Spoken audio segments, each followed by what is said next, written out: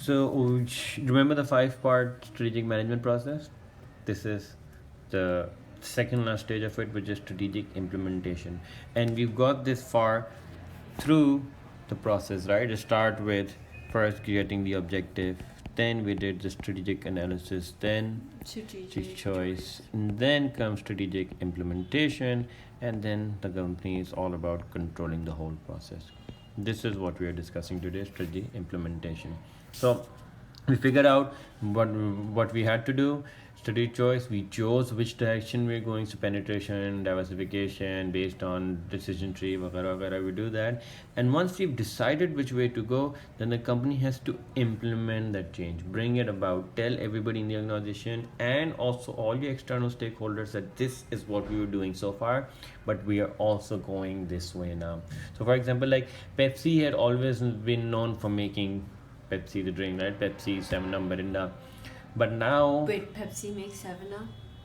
yeah, Pepsi makes 7-Up and Mirinda, and Pepsi also makes Doritos, Lay's chips, and things like that. So Pepsi, if yeah, Pepsi is more. Let's say Pepsi makes 100 rupees profit, right? Let's say they sell for 100 rupees, 100 rupees revenue. More than 50%, so more than 50 rupees of that comes from making food items, not drinks. So Pepsi has now diversified into food, not just selling drinks. Okay, how when they were bringing about that change, they would of course have to tell everyone in the organization this is what we're doing, and everybody outside, your customers, your suppliers, and things like that, that look, we are going a different direction, and there will be changes that you will have to get used to. So making that smooth transition from strategy A, which had been going along for such a long time, to a new strategy, strategy B, will mean you'll have to, of course, change around all your resources. Your factory will have to be changed. Whatever is making drinks cannot be used for making food items anymore. So you'll get more machinery. You'll probably purchase more land because you don't want to make it in the same place as you're making the drinks, right? For Pepsi, separate line for Pepsi, separate line for the chips. So everything goes along smoothly. So this is core competencies. Yeah, so providing like food, quality food product, and then they got up from that. And their core competency is also expertise in marketing.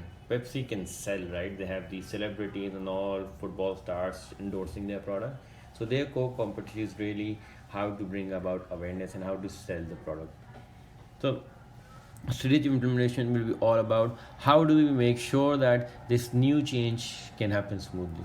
So it all starts, so it's all about basically when you explain what it is, it's all about allocating resources, making sure they're planned for it, and all the supporting items are ready so that whatever the strategic growth choice that the company's made, everything can be dedicated towards that.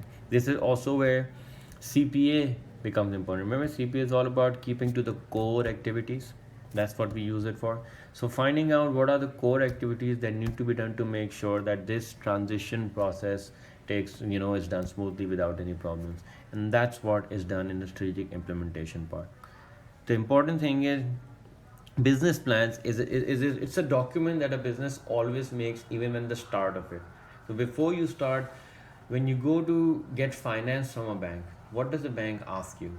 What do you think? Um, how much do you need? Okay, when you tell that, how would the bank know if you will be able to repay it or not? When you give them papers of your business, the receipts, Yeah. and your So any records that you may have. Along with that, if you're a new business, you can't give them any record, right? Remember there was a problem of obtaining finance, and for a new business, they should make something called a business plan. A business plan is a document that you show to your investors and to banks when lending money. Look, I need money, and this is what I'm going to be doing with my business. So whenever also you're changing from a strategy A to strategy B, you will need to change your entire business plan because the whole strategy has changed. And what a business plan includes is it includes what are the core activities of the business, right? The description of it. Okay, we were soft drink manufacturers, but now we are a food company. So that includes both food and drink. and it will always include business plan, but it will not be limited to just these things, but it will also include the marketing strategy. How are we going to sell it? How do we see market growth in the coming years? The production plan is going to be. Finance forecast, are we going to make money or not? How are we going to make it? How are we going to finance it, either through selling shares or through getting loans? All that information will be here. And how the workforce will be planned. So all the functions plus what the business is all about goes in a business plan. And this is for the long term. This is a document that you want to stick to until the next strategy comes along. And once you've gone through the whole process of coming up to a new strategic growth choice, then you want to stick with it for a while. Therefore, a business plan will mirror that. But what long term strategy, remember, always needs short term tactics. Remember from marketing? So, business plan, which is a long term approach, will always need a corporate plan to support it. So, this is the strategy and this is the Wait, tactic. isn't that business and business plan? Yeah, but they are called different things. Okay, corporate is referred to things that are more happening on day-to-day basis. So corporate plan is a short term. This may be for every year the plan. What are we going to do? So a change in the company's objective will also be shown in the corporate plan, and they will always show how much profit we're going to make, how are we expecting the sales to increase, how are you expecting the market share to improve. So all the things that you do in the short term to support your business plan, that will be included in the entire corporate plan. Okay, and in your questions, whenever they ask you or discuss how the company can use strategic implementation to bring about the change or whatever, then you use this, that whenever, if they're going towards diversification, then of course the core activities of the businesses of the business changes, right? Then you know the description of the business will change. You know that marketing will be different and done differently. Production will be different because you're making one thing, now you're making another. So making that explaining those, like we take each paragraph, one paragraph is about business plan, explain how all of these things change, and then go ahead. Then with maybe the corporate plans also have to be changed because going forward the economic condition is not going so well. Maybe profits will be down, maybe sales will be down, and those adjustments are what we'll have to show in the corporate plan. Okay, you don't have to make like a plan, you just have to explain what changes you expect in these things because of the new strategy. Okay, now the biggest thing to understand here is that there's a big change coming about, right? And whenever there's a big change, it always leads to a change in culture. Now, culture within a company is about the beliefs and the values that everybody in the business together collectively have. Like it may be of innovation, maybe of making cheap products, maybe of making user friendly things. So the way people think in a business together, which defines them. And whenever a new person joins, they have to sort of follow that norm, that what everybody is doing, look, we should also be following this way. Okay, so it's all about that. And in business, there are 5 types of cultures that are defined. Okay,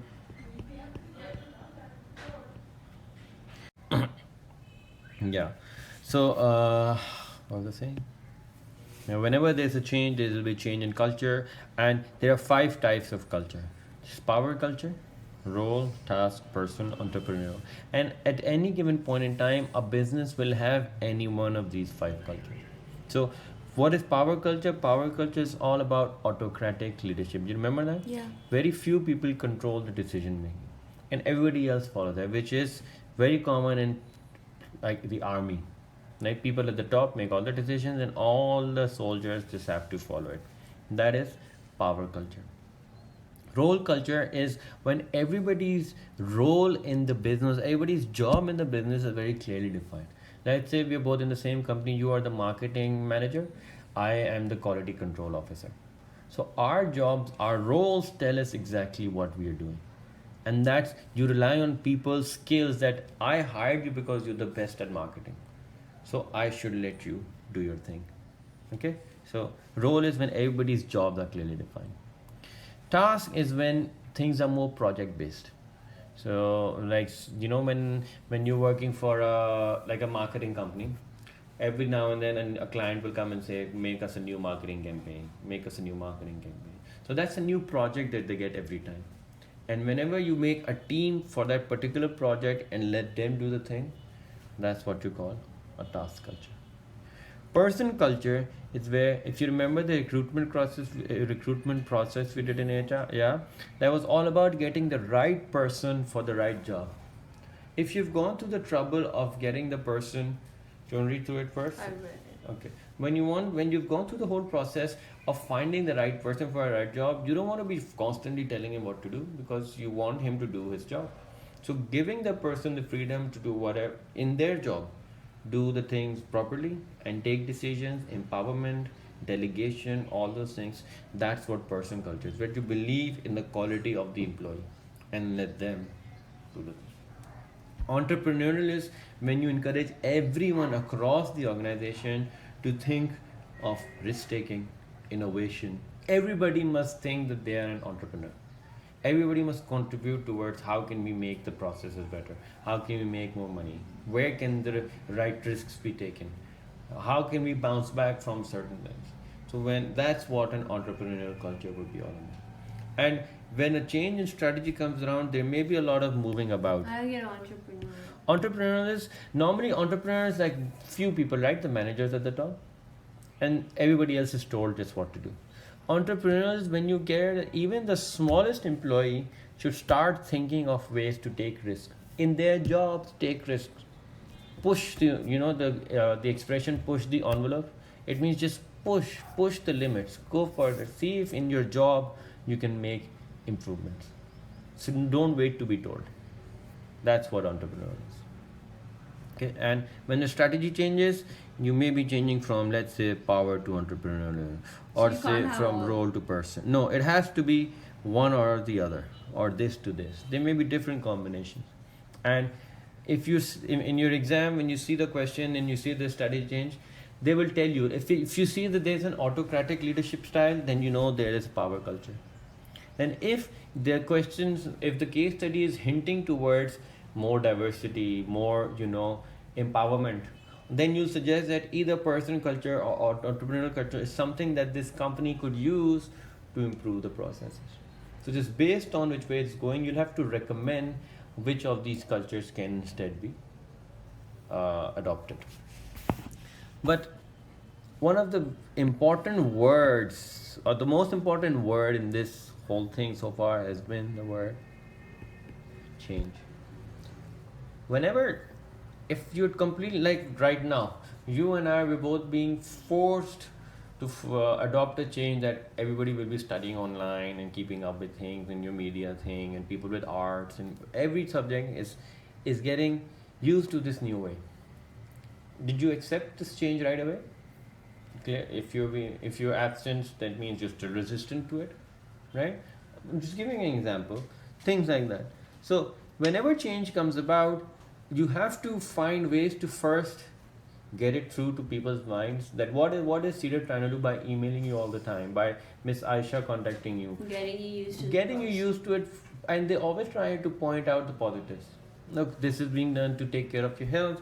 We're still trying to make sure the online classes are online, are active, so that you guys don't lose out. So everything is being done to point out the positives, to soothe the change. How do we get about this, and highlight the positives at all times?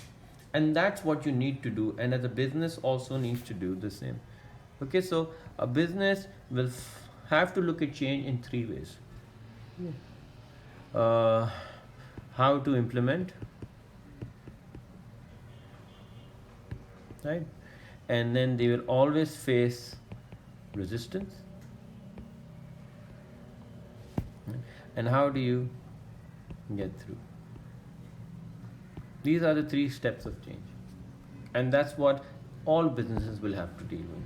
So the how to implement it,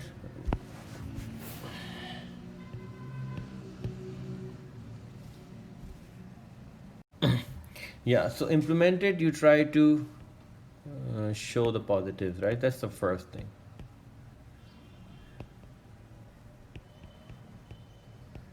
What else do you think can be done? Look at how to see whether it's actually needed for your business, depending on That's what's been happening in your decided. business environment. That's been decided that it needs to be changed. You need to appoint leader, people who others would follow, right? Uh, you should inform them, inform the employees, employ the workers, right? Look, this is what's going to happen. You should encourage participation. Remember quality circles? Yeah. Getting people's feedback. So all of that will be essential when bringing about change. But you know that there will always be resistance. And resistance comes because people are just afraid of the unknown, right? So the fear of unknown is a problem. They don't know if they'll still have a job or not at the end of this. So there will always be resistance of that. Also, there, Change in the task. yeah. Seems So demotivating. so it's demotivating because they are used to a certain way of doing things, right? So can't let go. Yeah, like all of us right now, we don't Yeah, study properly because because we're used to that style, and we don't know that if this new is going to bring about the results that we need. Okay? So that will always be a problem with people. Okay, because they've invested so much time in learning things a particular way that you don't want to bring that change, but you still need to get through it. Okay, and that's this. How do you encourage change? So the first thing you do is, of course, you try to explain to them that what major changes will be coming. So if that means going from a labor intensive to a capital intensive process, you know that people will get fired. But as a result, people will also be getting retrained. Some people may get the opportunities to get promoted even further. Some may have to relocate. So those are the changes that will have to be explained at all times. Lead change, so not manage it. Of course, you need leaders. So lead the change. Don't just tell people do this, do that, things like that. That's also very important.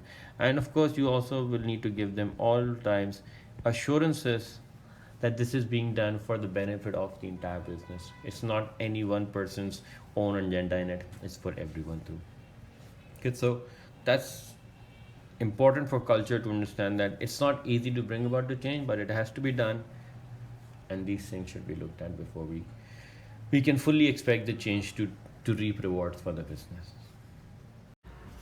Contingency planning. This is the final part of the chapter, and contingency planning is all about what if things don't go well. If things go south, the whole strategy which you had planned for didn't plan out the way you want it to be, then you have to have some sort of a backup. And that's what contingency planning allows you to do. And it's done for the strategic choices, it's done for everyday things like if there's a fire, what happens? If there's an earthquake, what do we do? How do we still have resources so we can at least keep the business operational? So planning resources, making sure you have all the things at least a little bit in extra so that if substitute. needed, substitutes, people or equipment that can be there on the job as long as soon as it's needed, whenever a contingency plan is kicked in. Then once you have those resources, you identify the disaster. What could possibly go wrong? Fire, wind, a World War II, virus, all those things. And you assess what are the chances of it happening? What's the likelihood? Will it happen? How often will it happen? Will it stop happening at some point? So all those things. And whenever you try and do that, you use the resources to minimize the negative impact of it, because disasters obviously will leave you a little bit handicapped with things. So how do you manage with that handicap is what you're trying to do, is you reduce the impact and somehow plan to keep your operations going, somehow still meet the customer demands, talk to the suppliers, with the bare minimums, find out ways to still be operational as a business. So that, of course, you don't want to go out of business. If you go out of business, then you have your competition take over your market share. So you don't want to do that. But of course, there are certain advantages and disadvantages doing that. The advantage is that it prepares you for things, right? So you are prepared. Also, very importantly, when things go bad, the media is always just all over you. Like what went wrong, whose fault was it, and all that. And if you have a plan, then you are ready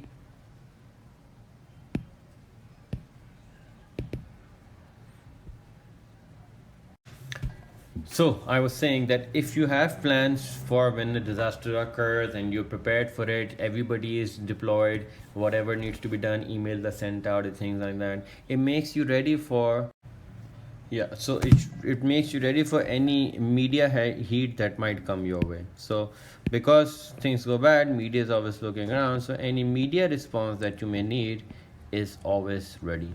So any public statement that you need to do and all that. But the clear disadvantage is that it's of course time consuming. Planning for things that may never happen may be a waste of time and it will be costly. So you have to, like when we are doing a 1 day drill, you will have to close down operations for 1 day of the non-critical things, and that those people are not needed. That's costing you extra money. You may have to keep extra like fire extinguishers and things like that. All that comes at an extra cost for the business. But nonetheless, there is no denying the fact that preparing for anything that can go bad is always useful for a business. And the media response is like clearing your name. Yeah, clearing your name, making sure that if this went wrong, but we had taken all the necessary precautions and things like that so that you're ready with an answer.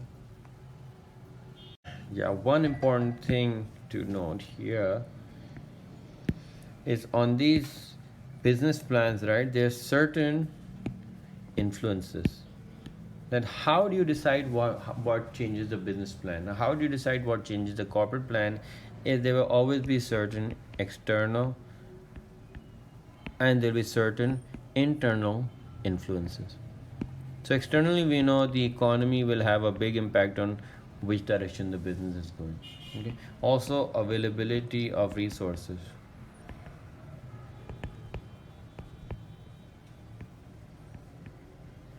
Or government policy.